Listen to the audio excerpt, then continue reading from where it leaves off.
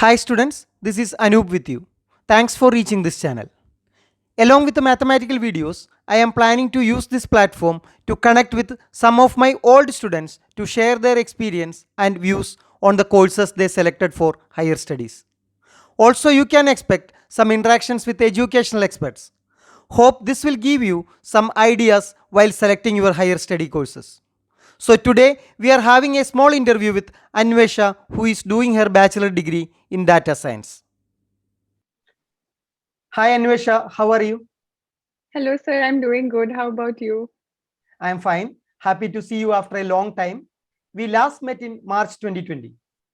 I kept this interview because this will be helpful for many students and parents to understand what data science is. I'll be asking questions from a student point of view. So let us start. Can you please introduce yourself? First of all, thank you, sir, for calling me to this interview. It's great to meet with you again. And hello, everyone. My name is Anvesha. I graduated from Bright Riders School, Abu Dhabi, last year in 2020. And Bright Riders is a CBSE affiliated school. And I studied math, physics, and chemistry with economics for my 11th and 12th. And currently, I'm doing my undergraduate at University of California, Los Angeles. Okay, good. Dear students, let me tell more about her. She was the UAE topper for grade 10 board examination in 2018. She was also the school topper in 2020 for 12th board and subject score topper in maths, physics, and economics. She received outstanding and deserving award from Abu Dhabi Police and Ministry of Education of UAE for excellence in academics in 2019. Coming back to questions, Anvesha, can you tell me which course you are studying? Thank you, sir, for that lovely introduction. Currently, I'm studying data theory, which is under the departments of mathematics and statistics. So it's basically data science, but for the undergraduate level. So it has math, stats, and programming courses. Most of the students from this Gulf region go for engineering or medicine. Why you selected this course? I have always had a passion for math and computation. So I was sure that I wanted to pursue a career in this field. And this didn't align with medicine or engineering. Can you explain data science for those who don't know what it is? Right, sir. So data science is an exponentially growing field now because the world is thriving on big data. That is large masses of data. So data science is basically a field which combines domain expertise, that is domain knowledge about a particular field that can be music, environmental science, anything, and programming skills, and also the knowledge of mathematics and statistics. So all of these skills are a very employable skill set for any employer, and the main goal in data science is to extract meaningful insights from any big data. So data scientists, they basically apply machine learning algorithms to numbers, text, images, anything, any sort of patterns, and they produce artificial intelligence systems, that is AI systems, to perform those tasks which normally require human intelligence. So you can take finance, banking, policy making, all of these are applications of data science. And this data revolution is transforming the sciences, engineering, even the humanities. Okay, good explanation for this question. Can you tell me which all universities you have applied? So I applied last year, 2020, and I applied to 5 universities in the United Kingdom. I got accepted, thankfully, in all 5 of them. Those were Imperial College London, University College London, that is called UCL, University of Edinburgh, which is in Scotland, University of Manchester, and University of Sheffield. And for the United States, I applied in around 15 universities, and I got accepted into UCLA, where I'm currently studying. Then University of California, San Diego, it's called UCSD.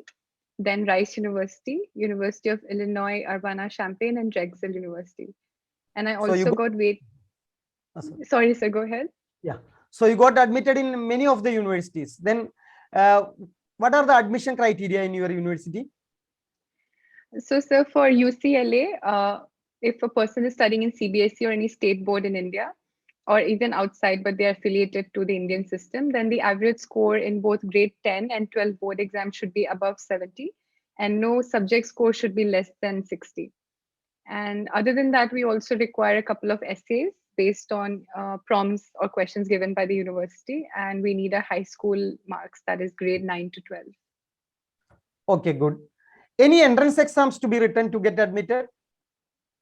So SAT 1 is a requirement. It was a requirement when I applied, but because of COVID and the following complications, from now onwards, it's optional. And for the UC system, that is the University of California system, they will stop asking for the SAT 1 scores from 2024 onwards. So that is a different case. But we international students who are not US citizens, we require a TOEFL score or an IELTS score. So those are English language proficiency tests. And SAT 2 subject test, it's not a requirement, but it's highly recommended. Okay. Can you explain what are the job opportunities in this field? Right. So my course, it basically prepares anyone for a career in either academia, that is being a researcher, a professor, or a teaching assistant at any institution, or a career in the industry, that is working with corporations which have projects that require expertise in the data handling. So one can be a data analyst, a data scientist, or a statistician. Which kind of industry will hire a data handling specialist? So, like, because the world is getting revolutionized by data science, every field from music to environmental science, they require data scientists now to apply machine learning algorithms to problems. And my father, he works at ADNOC, which is the national oil company. Even they have a data scientist position now. So even the oil and gas industry is developing that field. Okay, good. If someone wants to go to India for this course, which are the best colleges and what are the options available? Right. So I haven't applied to India, but I do know that IIT Madras, they have a BSc program for programming and data science. That's an online course. So that's what I know about.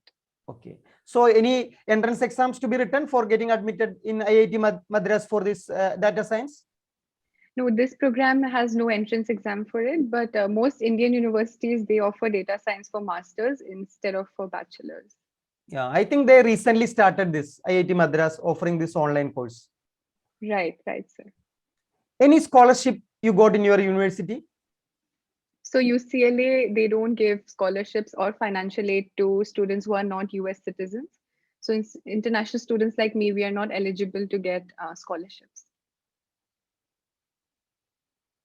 How do you suggest should students choose which colleges to apply to? I would suggest one should first look at if the college has the course that they're interested in. So first, I looked at if the maths course is available, the data science course is available in the colleges, and then next step should be looking at how good or reputed that particular department is, like how good the math department is. I looked at that, and then next factors also include the culture of the place, the climate of that city where the college is located, then financial aid or scholarship opportunities, then access to research, internship facilities, etc. So these are a few things which people should look at, I would suggest. Okay. You said you have applied to 15 universities, 15 US universities. How did you plan it out? So, of course, it can be very overwhelming when we have so many options before us. So, I follow the three-tier way of segregating colleges. So, you can think of the colleges in terms of reach colleges, target colleges, and safety colleges. Reach colleges are those which have very, very low acceptance rates, like, for example, Stanford University. So, they only accept less than 1% international applicants. So, that is a reach college. Then target colleges, they have mediocre admission rates, so you think you can get into it, but it's not sure.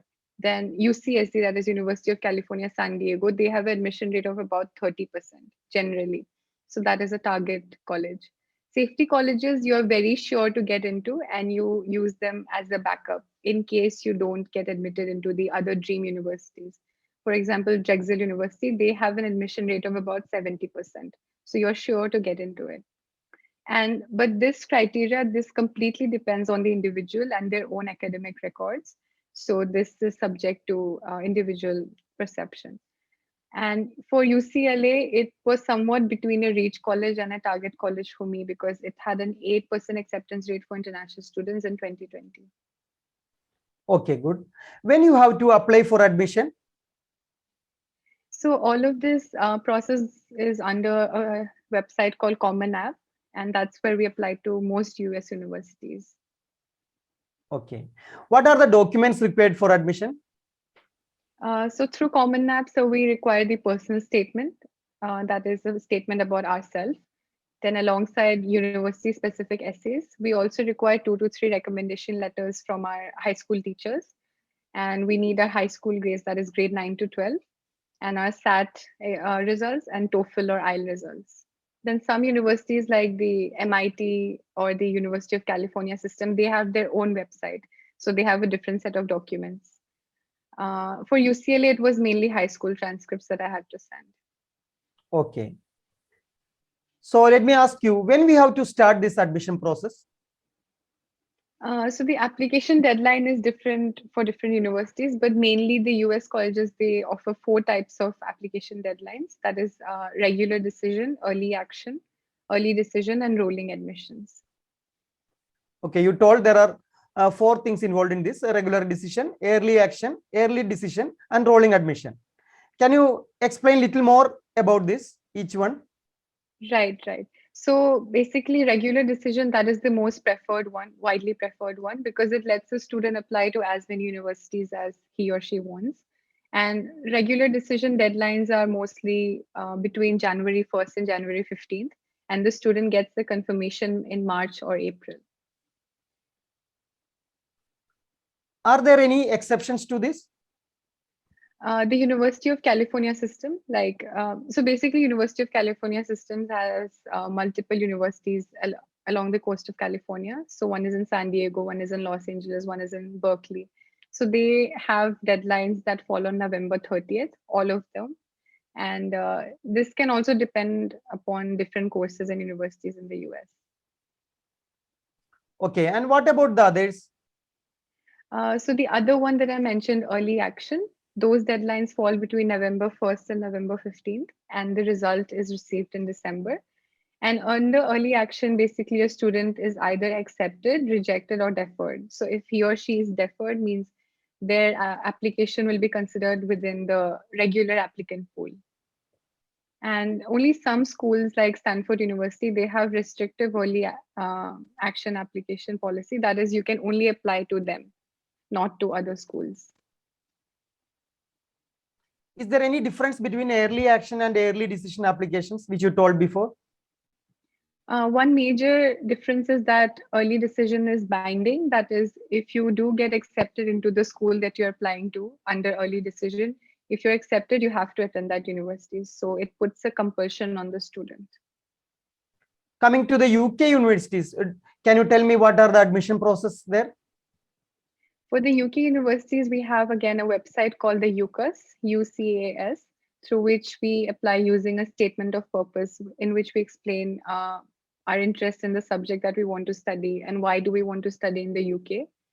We also need TOEFL and IELTS results, the English proficiency test, and our grade 10 and 12 mark sheets, and one recommendation letter from a school teacher. Okay, when are the deadlines for them? For the UK universities, the UCAS application deadline is January 15, but it may change according to like a course, suppose for medicine. And Oxford and Cambridge universities, they have early deadlines and they have a separate admission portal. Okay, Anvesha, what is your ambition? My ambition currently is to become a data analyst first and then go on to become a data scientist in a domain that I like, maybe environmental science, astronomy, or policy making. And I want to be able to contribute to my country's scientific progress. Okay. What are your hobbies? I'm very passionate about swimming, and I have been a competitive swimmer for 7 years now. I love cycling or anything fitness related, and I'm also interested in photography, reading, and I passed the Trinity College London exams for being a keyboard player. Okay, very good. Any advice you can give to current 11th and 12th graders? Of course, sir. So anyone who is willing to study in the US, I would suggest um, giving a huge effort in community service, that is helping the community around you or the environment, being involved in clubs like that, or even like extracurricular activities like public speaking, any sport that you can take up. And for the UK, the main factor is a strong academic record. So that is for the UK.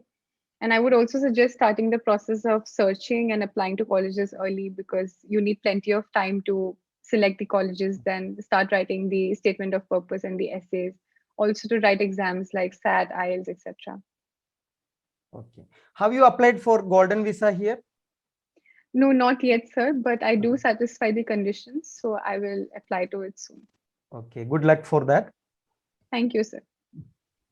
Ah. So thank you so much for calling me to this interview. I hope you all enjoyed this video at Sir's YouTube channel, that is Anup Math.